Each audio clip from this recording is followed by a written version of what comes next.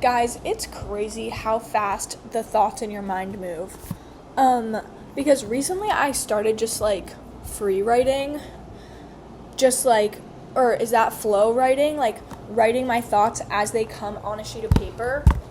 And it changed everything because it's like, okay, thinking your thoughts is like one thing. It's like your thoughts are moving at the speed of a bullet train. It's like you genuinely like it's crazy how you can go from point A to point Z within the span of 0.2 seconds. It's like where's the connection? Where's the transition sentence? Where's the bridge? It's like you are just over here and then you're over there and it's like you don't even remember how you got there, but it's because you're like thinking. And I don't know if I've ever like processed how fast my thoughts move. And then there's speaking out loud, which is what I'm doing right now. And it's like, that is, definitely an upgrade because even when I'm speaking out loud, I can sort of like see how crazy it is how fast my thoughts move. Like, sorry. Bruh.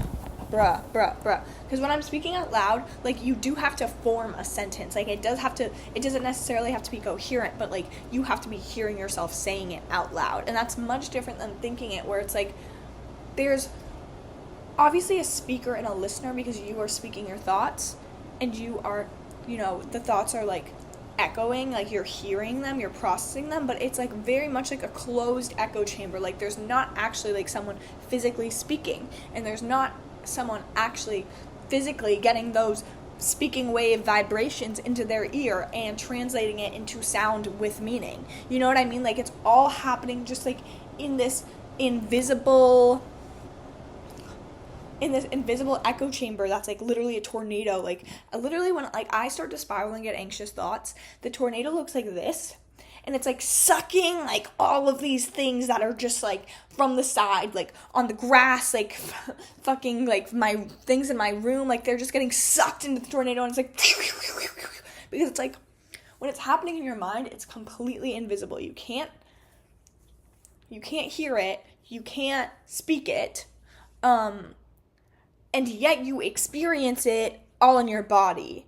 And I think it's because you're not giving the thoughts like an actual outlet that they need, which is why that energy doesn't disappear. It just basically turns inward on itself and creates like knots inside of the body, which is like that anxious feeling, that tight feeling in your chest, that constricted feeling in your stomach. I need to put this bathing suit on, but I can't like pause a photo booth video, so I'll just talk over here. But even speaking really does force you to slow down.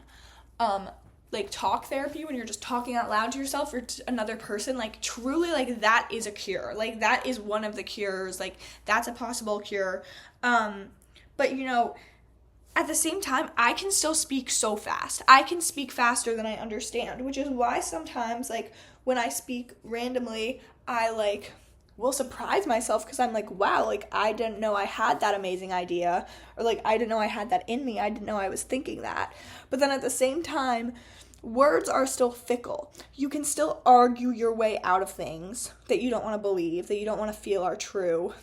And they can still just spin and loop on themselves. Like you can just still keep feeling like when you're speaking out loud, you keep hitting the same walls, the same redundant arguments where you're like, I feel like I can't bypass this. Like, because ultimately, speaking out loud is better than thinking in your head, but it's still invisible to a certain extent.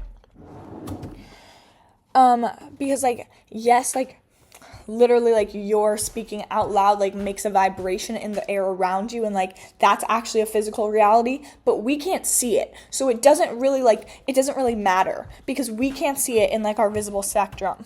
So it's still kind of like navigating an invisible world where like things are more tangible than thinking them, but they're less tangible than a physical structure that you can touch and feel. Like, they can slide away. Words can deceive. Words can be true at one point, but not be true at another point. You know what I mean? At least spoken words. So then recently, I've been writing. I've been free writing. when I'm just really like in a knot, I just start free writing. And I don't know why I haven't been doing this before. I think because like I get lazy and I don't want to write things down. And I'm just like, that's too much work. I'd rather like film a video about it or like do a voice memo or like write it into my notes app. But it literally does not have the same effect. I thought I just had it wrong this whole time. Or I don't know what I thought. Thoughts are weird.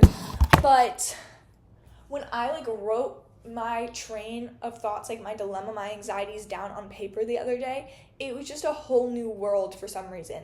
I think it's something about like putting your thoughts into words and then putting them into physical form. Because like when you're writing something physically, I feel like you can obviously ramble, but it's not like the way you ramble when you speak, or not even close to the way you ramble when you think.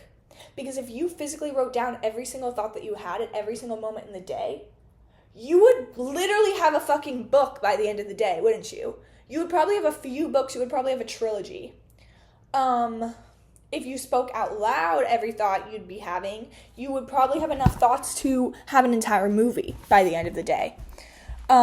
Because like I feel like or at least me specifically, like I think so many thoughts that like I realize I'm not even consciously thinking them. Like they are thinking up themselves, which is a crazy thing, but it's like I, Layla, am not the thinker, because I don't know, it just like sometimes I have thoughts that I feel like I'm not consciously choosing to have. Like anxious thoughts, I'm obviously not consciously choosing to be anxious. Who would want to be anxious? Who would wish that upon anybody?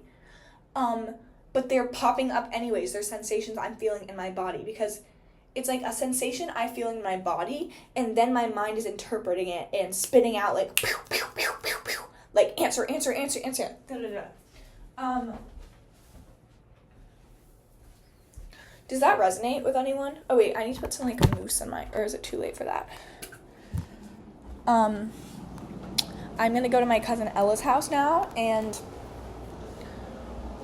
sounds good. Warning, you don't have a lot of food. Fuck. Okay. I'll get something on way.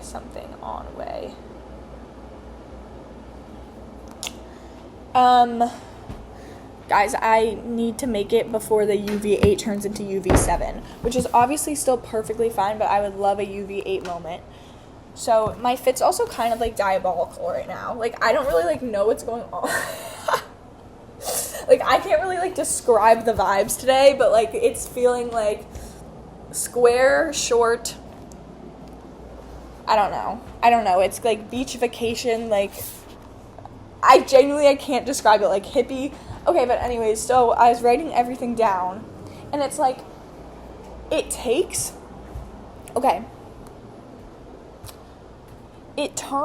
something purely invisible, the invisible current of your mind, into a physical force, a physical structure, and a physical movement to channel that. So now your energy has somewhere to go. Your energy is being directed into an outlet. And I know that, like, seems like, oh, like, big realization, like, we fucking knew that, Layla, like, obviously, it's, like, writing is an outlet, but I think I'm, like, for the first time understanding what that actually means in my body, because when you, like, write letters, it's spelling, like, spelling, grammar, the root of grammar is spells, like, spell book. Because words are spells. Words are actual magic. That's actual alchemy. When you're transforming these invisible currents into physical things, the words are there forever. The words you write on that page, they're not going away. Like, those words immediately become eternal. They're gonna be there after you die. Literally till the end of time, unless someone burns that piece of paper. And when you're, like, etching, like, your thoughts into word, I guess it just, like, the feeling almost gets sucked out of you, and, like, answers just kept coming to me. Like, I kept seeing things in new ways that I hadn't seen them before. I kept getting these big realizations where I was like, wow, like, that just literally, like, it feels like something was released from inside of my body.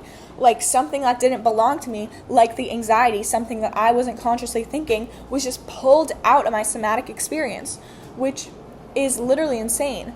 And also with like writing things down tangibly, like I said, you can't like ramble or say whatever you want. Like, you do have to think about what you're saying. So if you're having some like crazy fucking outlandish thoughts and you have to like write them down, it makes you see them as separate from you. Like, you are not the thought. You are the thinker of the thought. And that thought is not you. And so when you can see that physical separation, like your thoughts on a page, I think that does a huge thing for the psyche. It allows you to create space and distance between the negative emotions you're feeling. And so once you can see that you're separate from those things, then that they don't define you, that you aren't the anxiety. The anxiety is something you are experiencing, it's something passing through. Your entire body like calms down. At least that's what happened for me, and I was like, holy shit, like, I'm having some, like, wise-ass, like, realizations right now. And I ended up writing on a page, like, just straight flow writing for an hour. For literally an hour. And the thing is, I only got, like, 4 pages. I only did, like, 4 pages, and it was an hour. And yet, I felt like more, like, I had done more inner work by the end than, like, any other, like, photo booth or, like, talking voice memo thing I had done before. Because you really have to, like, it has to make a little bit of sense. I don't know. So you have to construct the sentence. You have to construct the sentence, which means you have to construct the thought.